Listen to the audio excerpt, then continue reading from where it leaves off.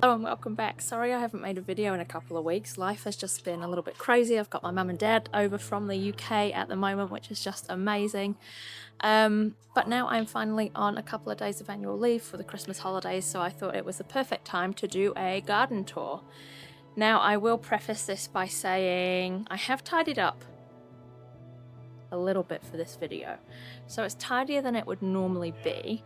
There are still piles of mess around, but that is just my normal garden, so please ignore the mess.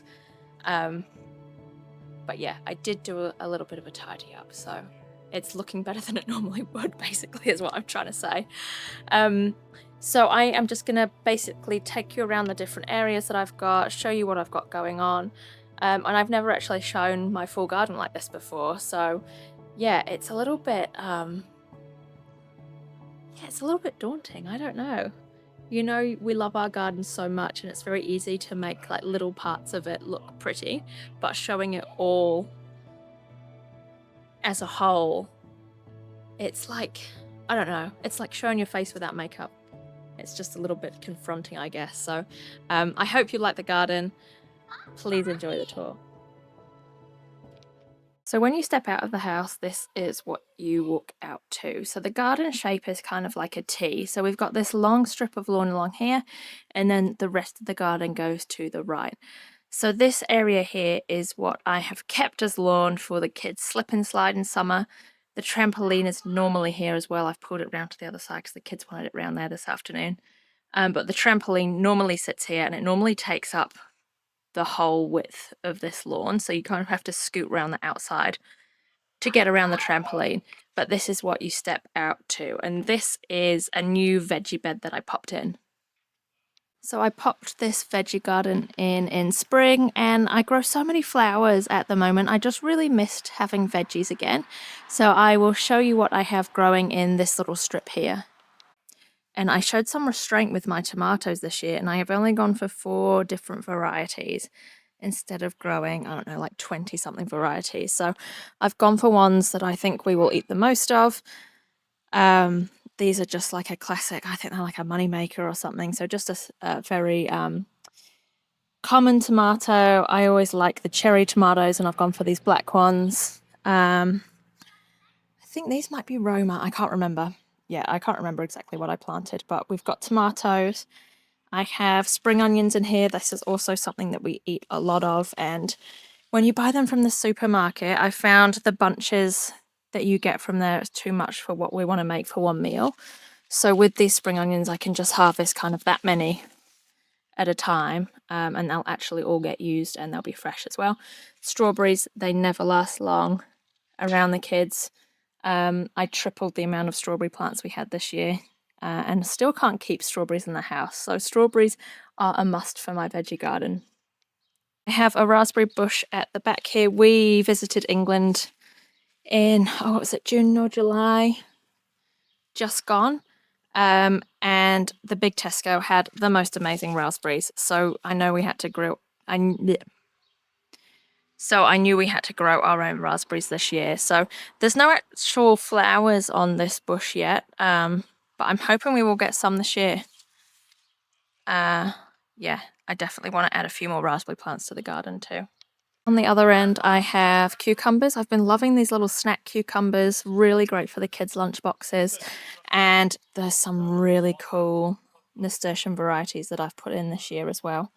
They're so pretty, and they work great as a trap crop. So they attract the pests, which then draw the pests away from everything else.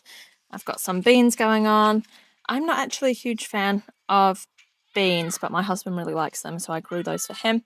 And then, of course, I sowed too many flowers. So I put in, I don't know, maybe 12 seedlings of these Madam Butterfly cherry bronze snapdragons, and the colour is just stunning. These are one of my favourite varieties of snapdragons. So that was kind of the first area I wanted to show you with the veggies, and then along this little border here I've just got a few dahlias, and I actually put in a pumpkin that I got on clearance for $1. So I've got a little $1 pumpkin in the corner there, and we'll see if it does anything, and if it doesn't, it was $1, so I'm not so stressed. And I have a little lemon tree there, which is it's coming up to a couple of years old now. And I just put a passion fruit vine up here. So I'm hoping that that vine will then spread all along the fence there. And passion fruit, again, is just something that we all love and we all eat a lot of. So that's just what I tend to grow. It's just what we tend to reach for when we're harvesting things. So this bed along here, it's part sun, part shade. And when we moved in, the garden was all very one level. It was very neat and tidy and lovely, but it didn't have a lot of kind of height or dimension to it. So I've recently just put in the witch hazel tree there and a couple of delphiniums. I'll show you closer up. So I have this beautiful witch hazel tree, which has only been in for a couple of months actually, but this will grow to be a couple of meters high and it'll spread out as well. And it's just going to add like a nice bit of canopy, I think, to the garden, and just another level, I guess. And then the delphiniums, because they are my favorite. So these are some of the delphiniums here, and I just love perennials at the moment because they're just going to reduce workload. They're going to come back each year. I'm just going to protect them from slugs and snails. And I've also put in a hydrangea at the back here as well because, again, I can cut from it for my cut flowers. But also, if I just want to leave it, it's going to be pretty self-sufficient. And the same with this agapanthus, which I just love. It's so pretty. It's from the plant store. They kindly gifted it to me.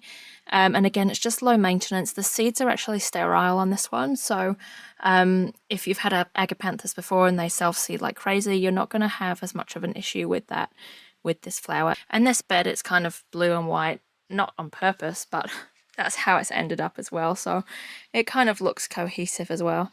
There's a broom there that I need to pull out, but I bet it's really well in there. Yep, that is not a job for now. That will come out. And this is the border that runs along the left side, and this really needs some work. It's so neglected. I got these Miscanthus morning light grasses free from Facebook Marketplace last year, which was an absolute score because they're not cheap and I'll be able to divide them as well. And I'm thinking along here, I just want something simple.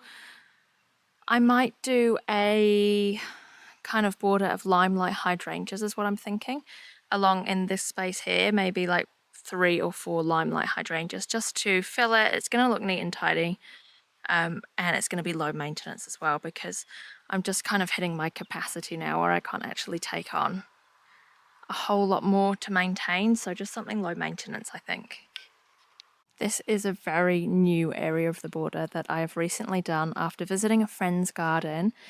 And I got so much inspiration from her garden. She had, I guess it was just a bit like a food forest. Like there was just vegetables and fruit trees, but then flowers as well. And it was just so magical that I wanted to try and replicate it without taking on too much. So I've just got this space of a couple of meters here. And I've put kind of a pathway through it so the kids will be able to walk through and so that the food I've planted will still be harvestable. I've put in some clearance cauliflower and broccoli and an apple tree at the back there as well, along with some flowers. So I've got marigolds, cosmos, delphinium, calla lilies, rosemary, and I'm just hoping it really kind of grows up into a beautiful kind of jungle that the kids can just kind of get lost along the little pathway. That's the idea. I will keep you updated on how this grows and how it grows into its space. This was a dahlia that I grew from seed last year that I obviously missed to pull out because it is not a winner. I haven't grown any dahlias from seed this year. I just didn't have the space to give up for a plant that wasn't going to be great for cutting or wasn't going to be a sure thing, I guess. So I have not grown many dahlias from seed or any dahlias from seed this year. I will take you over to this archway next. So again, this is just along that left side of the border, and this is where I've gone for a little veggie patch in here again.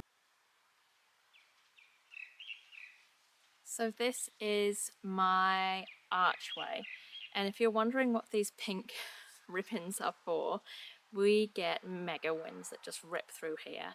And I did a very lazy job of installing this arch, and I didn't dig it in deep enough, and it definitely fell over a few times in spring. And then I had too many things growing up it to kind of take it out and do an install again. So for now we've got pink ribbons holding it from the wind. I might try and swap this to twine when I get a chance, just because it might blend in a little bit more than what I had on hand. And then in autumn I'll kind of remove the arch and put it in a little bit more professionally. So I have sweet peas growing up this arch, and also a couple of pumpkins as well. If you have been following me for a while, this was where I had a lot of my tulips in spring as well. So I flipped it from tulips to summer veg. So I'll show you what I've got going on at my feet here. So down at the bottom right of the arch, I have a Queensland blue pumpkin, and then also, I can't remember this variety. I'm not great with my veggies, veggie names, but I have that growing up on this side as well. And then I've got some Florist Blush sweet peas, and they are just so pretty. And this was a mahogany sweet pea. I just love that dark colour. I definitely am growing this one again next year, and I'm going to do a couple of successions. I didn't get these in till really late, so that's why we've still got them here in late December. But it's good to know that they will grow through. We've had some pretty hot days, and I think if I got them in earlier, we might have had a full arch as well. And then I've got the Mrs. Collier sweet pea over on this side, which is very pretty, and it just smells incredible. And then down here we have tomatoes. I think some of those were actually ripe. Yay, I'm going to pick some of those later. That'll be the first one. So what are we, end of December? And I've got nasturtium again, a rhubarb, zucchini, a couple of self-sown cosmos. I found these peas on clearance as well, so I've shoved those in. I need to tie them up here. It might be too hot for them now, but we might get a few more peas. And then I've just put in some summer cauliflower as well, and self-sown calendula. Just kind of like a wilderness again.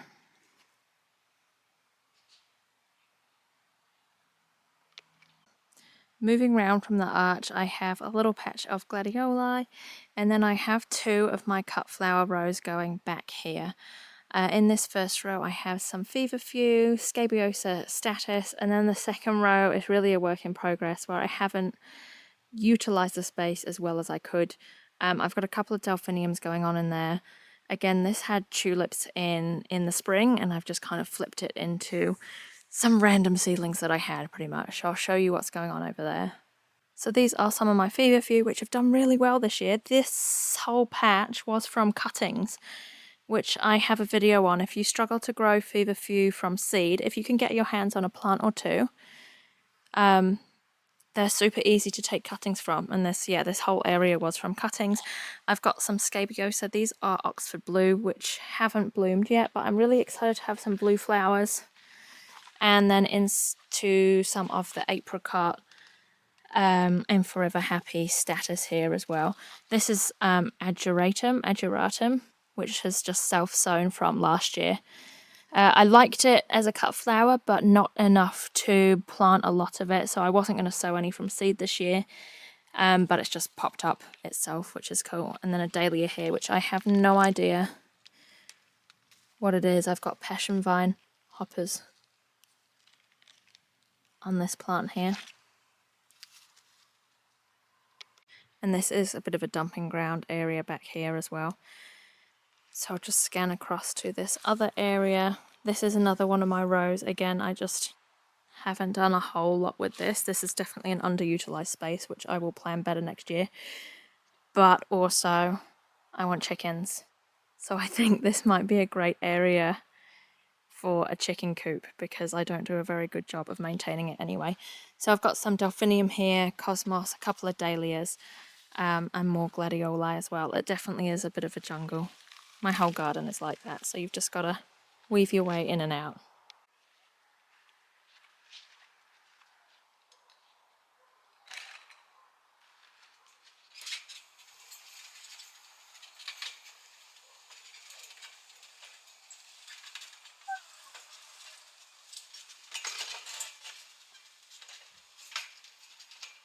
can see my shadow there.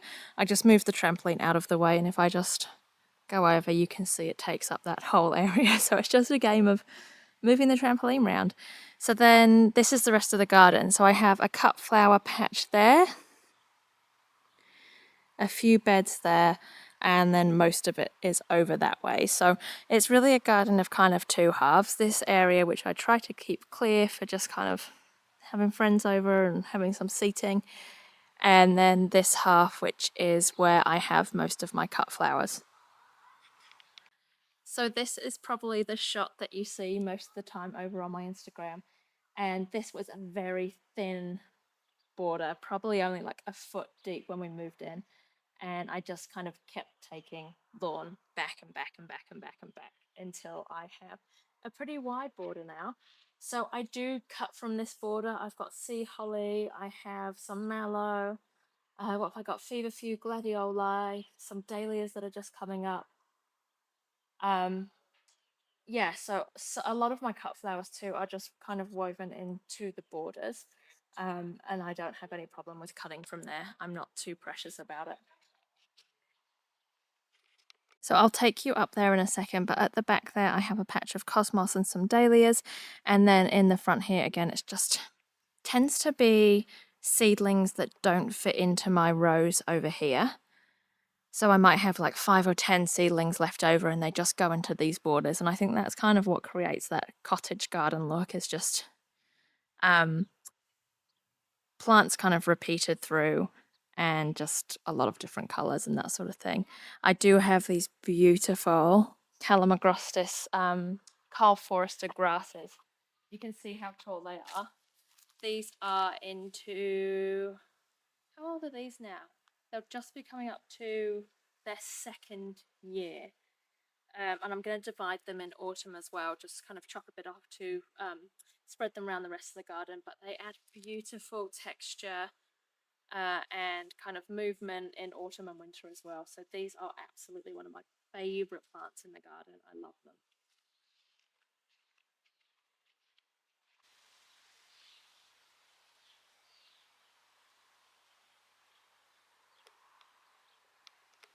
So we are just up on that back bank now, and I've got some dahlias that I have popped in. This is Crazy Love and Petra's Wedding, and then I just have a few cosmos behind me as well, which I cut from all of these flowers for my bouquets.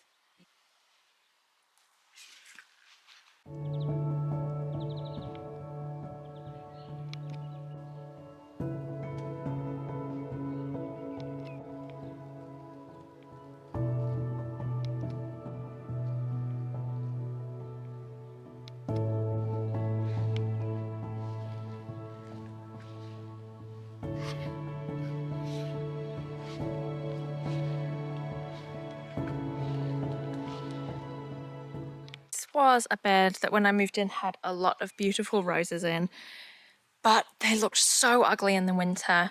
They weren't great for cutting because they always had thrips and the stems were really short on them. So I lived with them for 18 months. I told myself you can't just pull out roses without sitting on them for a while. So I waited 18 months and then decided that I wanted to replace this space with something different. So I have put in 2 raised beds in here now, just because the soil wasn't great quality and I wanted to get something in quickly. And I like the control that raised beds give you as well, just in terms of weeding and pest control. So I've popped in 2 raised beds just behind these lavender bushes. So I'll show you what I have growing in there. So I've got some delphinium, which I have grown from seed this year, a couple of dahlias. You can see this one has herbicide damage. It's looking very sick, so I'm going to cut that one back. The other ones are looking okay. I have Euphorbia Kilimanjaro.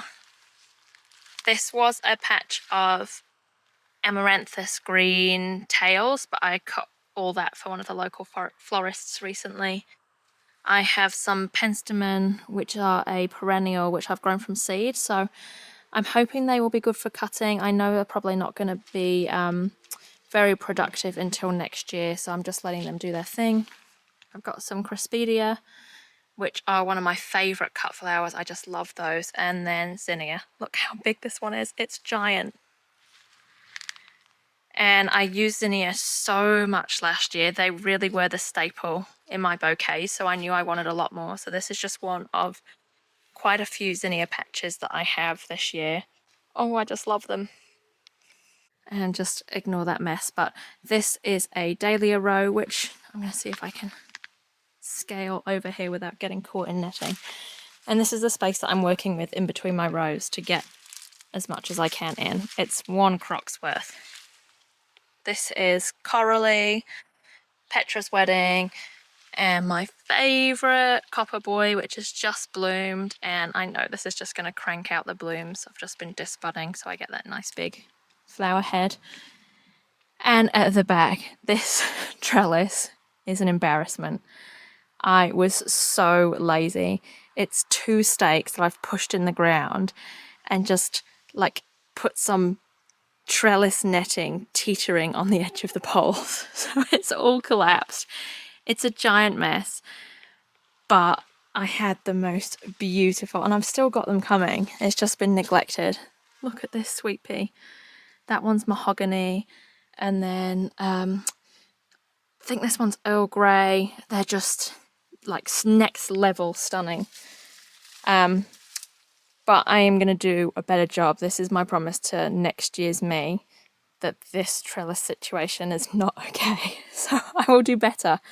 And I can imagine the sweet peas are only going to be taller and much more supported when they are not teetering on the edge of a wooden post that I just shoved in.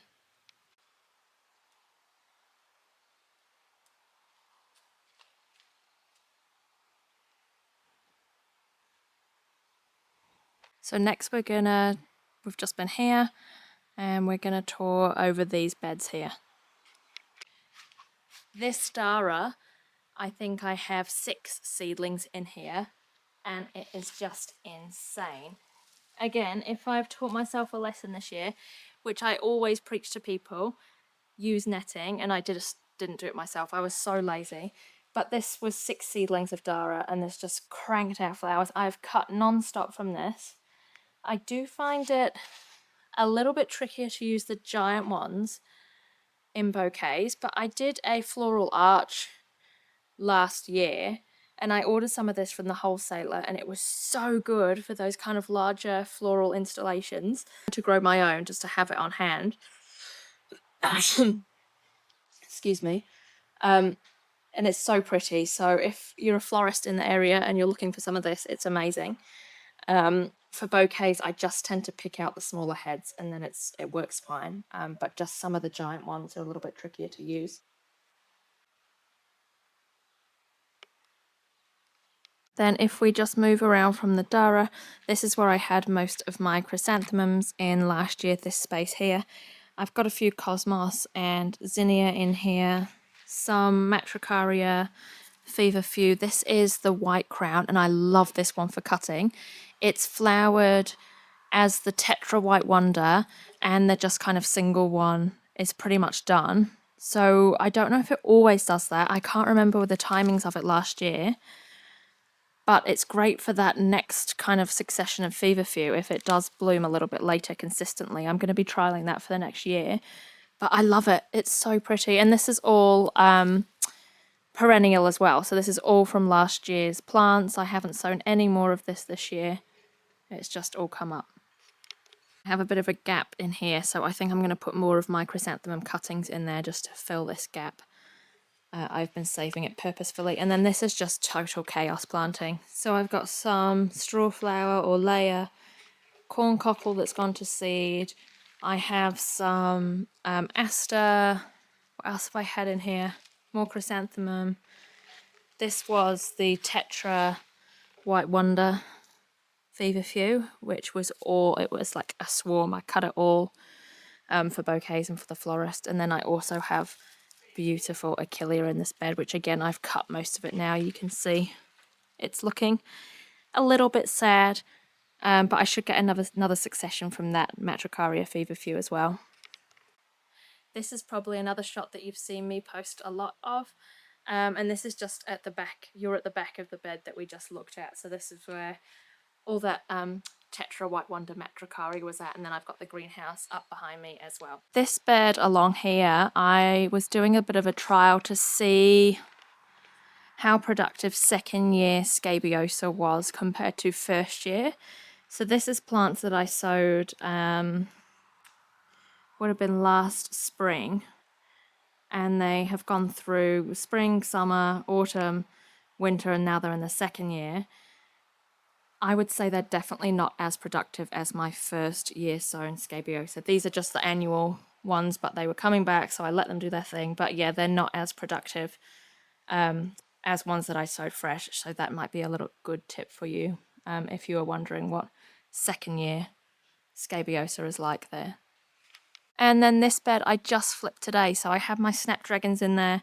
They got the worst rust ever. So I have pulled my snaps out. I got so many blooms from them though, like I was happy that, well, not happy, but I accepted the fact that they got rust because they had just cranked out the blooms from such a small space, and they were still pumping out flowers, but they were just rust ridden. So they came out, and I've gone in with some cosmos and zinnia, and I've got strawberries along the front, larkspur, and some just single feverfew there. I love this larkspur. It's called Smoky Eyes, and I direct sowed this. You'll know I'm a seed sowing control freak and I hate direct sowing, but I did direct sow this and it's come up beautifully. The strawberries have just been so productive. The kids obviously didn't like the look of that one for some reason. I don't know. Oh, there we go. It had a speck on it, so it probably wasn't good enough for their consumption apparently. But I've just put some more zinnia in there and yeah, the cosmos. So again, you can see my amazing netting job. These are Mavis chrysanthemum and just another little patch of zinnia, and the Orlea is still going as well, which is crazy. And then the soil in this little bed is really poor, so nothing is really thriving. I probably just need to rip out the whole thing, add a lot of nutrients and start again. But that's probably going to be an autumn job this year. I had status in it and I got a few good cuttings, and then it's just been a bit pathetic. That one's pretty. So yeah, it's definitely the soil here and I think it's a little bit hydrophobic, so I need to fix whatever's going on. This area here, this was where I had all the most stunning apricot beauty foxgloves in early spring, but the rest of the bed, it wasn't thriving. And I had this big chair from the old house that I had nowhere to put it, so I've just plonked it on top of the weeds basically, and I'm going to sort this area out at some point, but it's just not happening now. You can see all those foxgloves have gone to seed at the back there. So at some point I'll probably put a smaller bench in here. I'd love an outdoor bath as well. One day an outdoor bath, like a wood-fired outdoor bath here, I would just be amazing. So that's the ultimate goal. So I'm not spending too much time with flowers, but I got this beautiful star jasmine for Christmas that I've just popped into this trellis, and I'm hoping this grows all the way over here and just smells amazing. Then as we walk over to the greenhouse, I have, again, it's just a mix of random things. I've got dahlias, second year echinacea now that I grew from seed, so that's looking a lot better this year. I have some loosestrife, which I've loved using in bouquets, and I'm hoping this just takes over. This is going into its second year, and it's definitely spread. I'm hoping it just goes crazy and takes over here. Achillea at the back, and Scabiosa Snow Maiden, which has just been a winner, and Sea Holly, which also is just self-seeded. It's so good when you get to the stage of gardening where things start to self-seed, and we're finally getting there now. I have the greenhouse at the back, and then we'll go over to some more of my cut flower rows. So this is the space that we are heading into now. Over in the back right hand corner, I used to have beds over there. We've just put a tiny home in for my parents and my husband's parents when they come from overseas to stay. So I lost some space that I had over in that corner for the little tiny home, but it's so good that they can stay for a long time now. and have a little bit of privacy over there as well. So that is what the big black box in the corner is. We're going to head over to this patch here, which is my biggest area for cut flowers.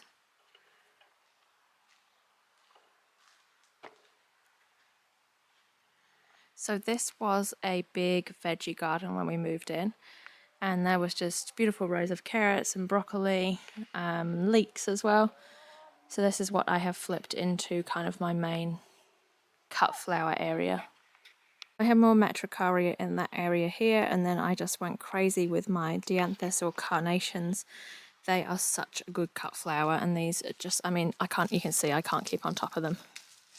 They're just cranking out so many flowers, and they just smell amazing as well. So if you're looking for something that smells nice in your kind of late spring, summer bouquets, these are a real good one. These are the Shabud series. Shabud. I've got a whole patch of scabiosa here. You can't even walk through the row because they've taken over. But I've got scabiosa, more Metricaria through there. I've had mignonette, more dianthus. I've got chrysanthemums, status, and then the dahlias here, which are yet to bloom. I've got a couple of ones that were seed grown that are just popping up. But yeah, this dahlia row will be coming soon. And then over here, it's looking a bit sad now, but I had so many Gadisha flower, Clarkia, which are finished now, but they were a great one. And again, I just couldn't keep on top of cutting them, and I only planted a few plants as a trial. Corn cockle, calendula, which I don't use for cutting, but it's just a mess. I have more dahlias here. I think that looks like a copper boy stepping over. And then I had a few delphinium here, and this is just the mess I'm talking about. I just couldn't keep on top of it all, on top of my normal job as well this year. Oh, I've been looking for that. Dad, I found the bullet! So last year I had this whole row as just so many sunflowers, couple of hundred sunflowers just crammed in. And this year my first batch was just riddled with aphids. And I gave up pretty much. So I got a couple of sunflowers in which are just starting to bloom, but again, the rest is just a mess because I think I just took on more than I could chew this year with the amount of flowers I was growing.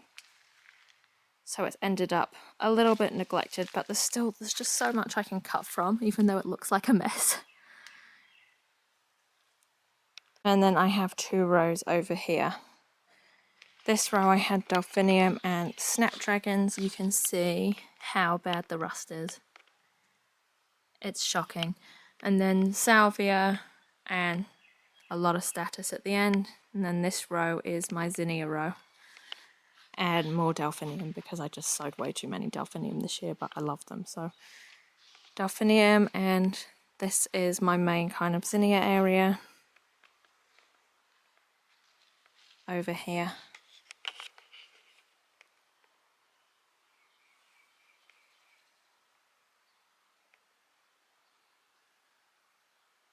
And then this is my dahlia row, which I did a video on when I was making this a while back. So this is what it looks like all grown up. And they're only just starting to bloom. Now this one's crazy love again. But I've had strawberries and cream. The Wizard of Oz has pesticide damage. So I'm going to cut that one back. And there's a bit more pesticide damage here. Just from the soil from the landscape supply place, I think. And then the others are looking a little bit better towards the end of the row. But once these start to bloom, there's going to be a lot of flowers to cut from there as well. And then I have two metal raised beds down here as well, which I just have cosmos and salvia, corn cockle that I didn't net, so it was just a complete waste because I couldn't cut from it because it was just a big tangled mess, basically. So yeah, I've learnt my lesson there, and I'm not going to be as lazy with my netting next year. this bed in front of me was just full of nigella and delphinium, and I've had some glads come from there as well. And this is just a little bit of a wider shot of the garden.